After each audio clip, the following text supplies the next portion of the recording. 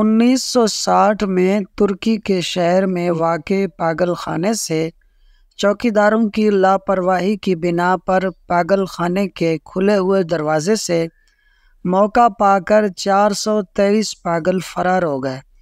شہر کی سڑکوں پر پاگلوں نے ادھم مچا دیا، بد نظمی اور ہڑبونگ مچ گئی۔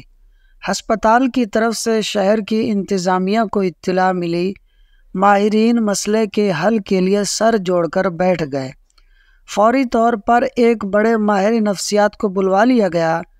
ماہر نفسیات نے حالات کی نزاکت کو بھانپتے ہوئے فوراً ایک سیٹی منگوائی، اسپتال کے عملے اور انتظامیہ کے کچھ لوگوں کو ملا کر چھکڑا بنا کر اپنے پیچھے لگایا، گاڑی بنائی اور وhistle بجاتے بجاتے چھک چھک کرتے سڑک پر نکل آیا۔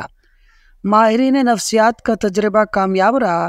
سڑک پر چلتے پھرتے مفرور پاگل ایک ایک کر کے گاڑی کا حصہ بنتے گئے۔ شام تک ماہر نفسیات ڈاکٹر صاحب سارے پاگلوں کی گاڑی بنا کر ہسپتال لے آئے۔ انتظامیہ نے پاگلوں کو واپس ان کے وارڈز میں بند کیا اور ڈاکٹر صاحب کا شکریہ ادا کیا۔